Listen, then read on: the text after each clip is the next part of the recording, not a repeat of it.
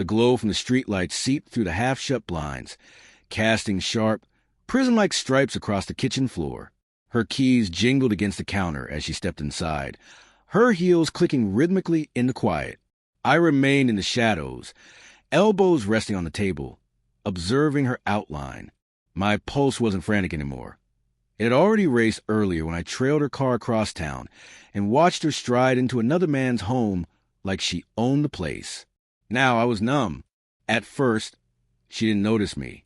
She opened the fridge, pulled out a water bottle, and took a long swig, as if she'd just run a marathon.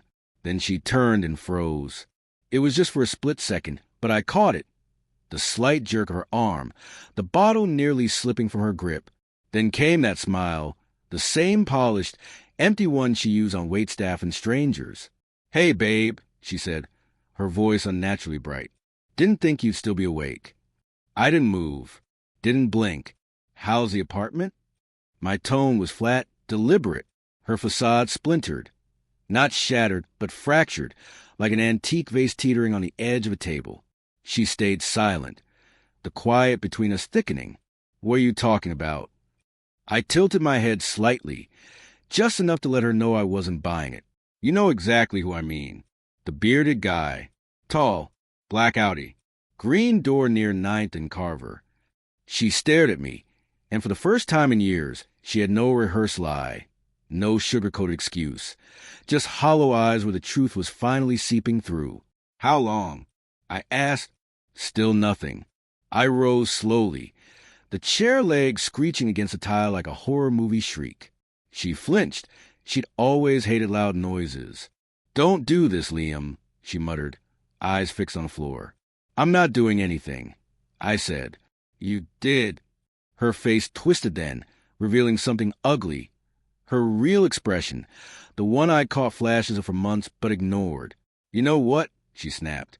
"Maybe if you didn't make our life feel like a slow suffocation, I wouldn't need someone who actually makes me feel alive." There it was, 0 to nuclear in 10 seconds. My gut churned, not because of her words, but because I realized she meant them. She wasn't remorseful. She thought she was right. "Tell me his name." I demanded. "No. Tell me what he has that I don't." She laughed. "God, grow up, Liam. It's not about him. It's about what you lost." Something inside me shifted. Not anger, not sorrow. Clarity. I strode past her, snatched her phone off the counter.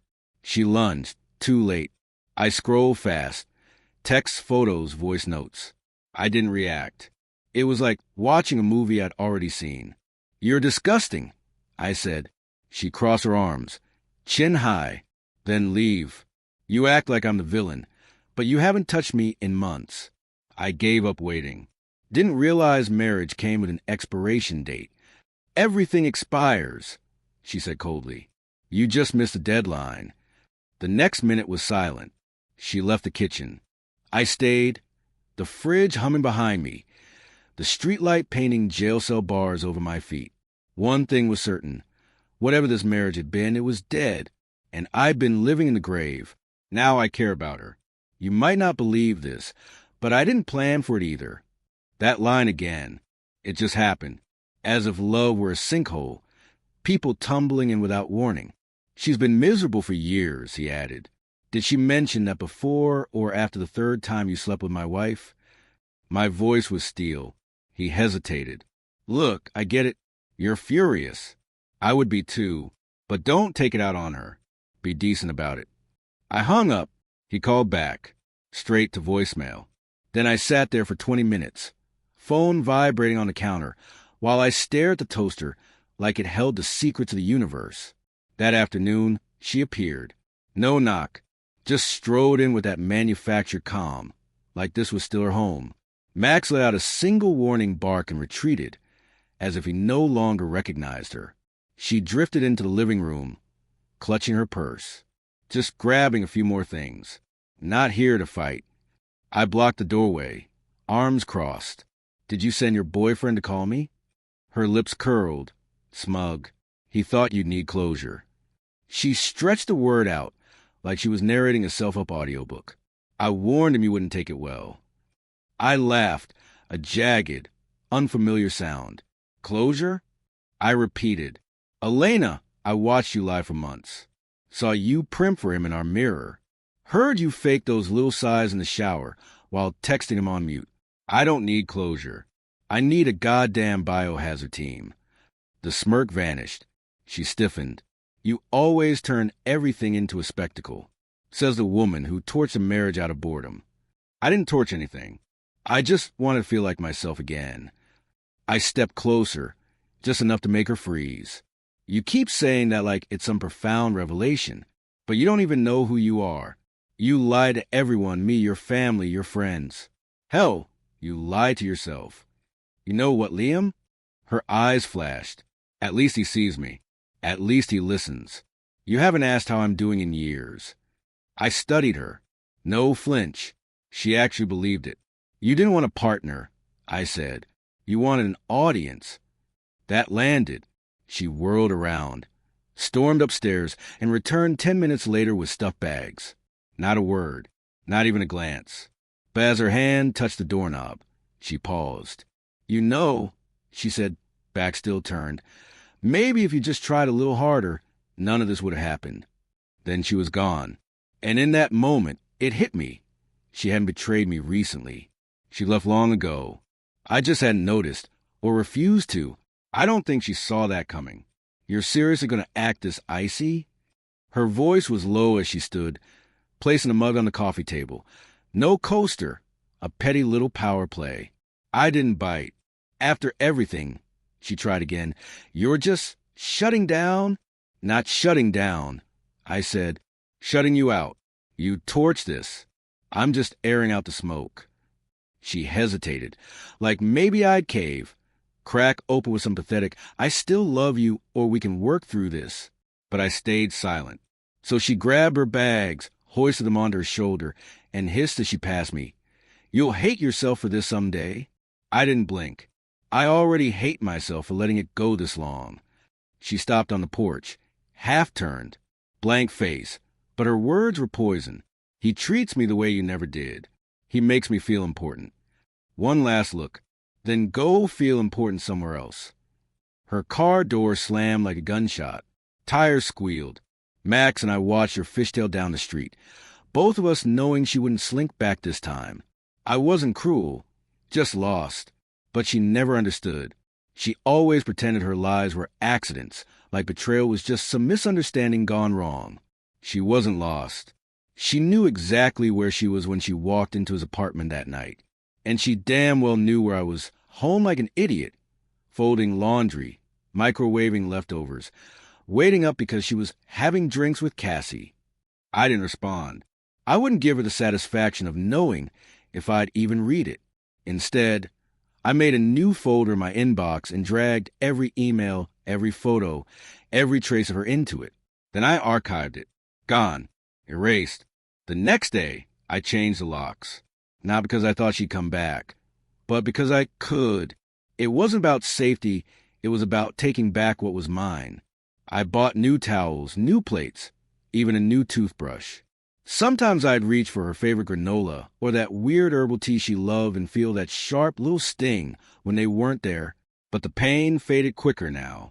It wasn't grief anymore, just habit slowly fading. That Saturday, I did something I hadn't done in over a year. I had people over, real friends. We grilled in the backyard. Max raced through the grass like a puppy. People laughed. The fire pit glowed the way it used to, before everything turned sour. And for the first time in forever, I wasn't pretending. No fake smiles. No practiced answers to, how's Jessica? She wasn't my problem anymore. I even talked to someone new. Mariah, a friend of a friend. Smart. Funny. Didn't ask about her once. Just talked to me. And for the first time in years, I felt seen. Not for what I'd been through. Not for who I used to be. But for who I still might become. Later, after everyone left and the fire burned down to embers, I stood barefoot on the porch with Max beside me.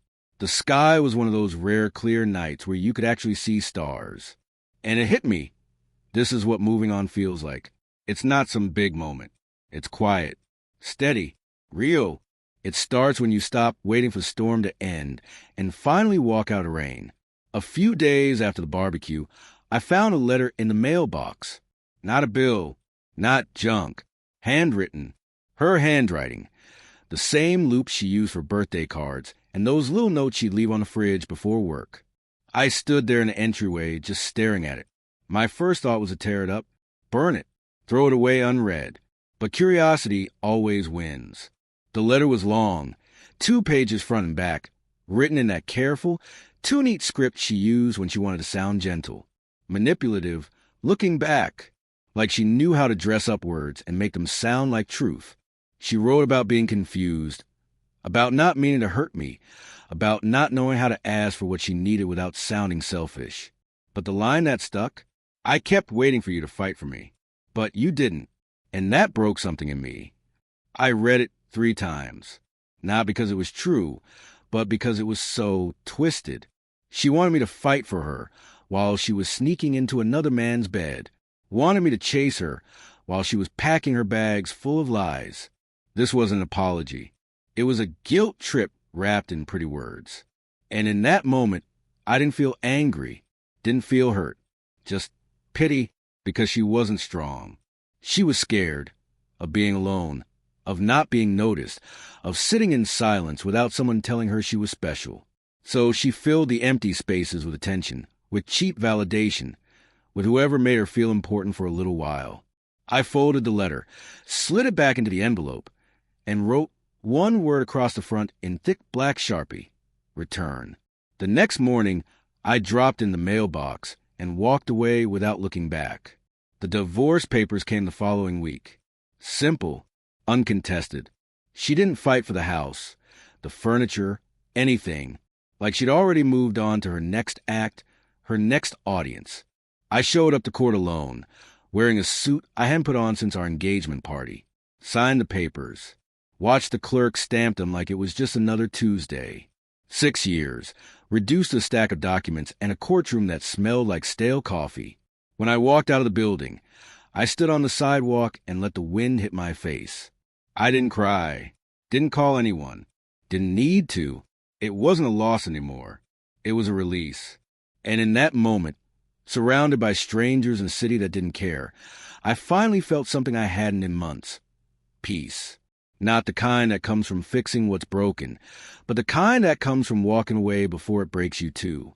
It's been 3 months now. 3 months since the last signature, since her name stopped popping up in my texts, my emails, my life. I don't wake up expecting a message. Don't check the driveway for a car. Don't listen for her footsteps in the hall. The silence that used to feel like punishment now just feels like air. The house looks different. Lived in, not staged. I painted over that dull gray she insisted was neutral and elegant, with deep green in the bedroom and navy in the hallway. Darker, warmer. Mine. Her shelf in the bathroom is gone. Now it holds plants and candles I actually like. The kitchen doesn't smell like her perfume anymore.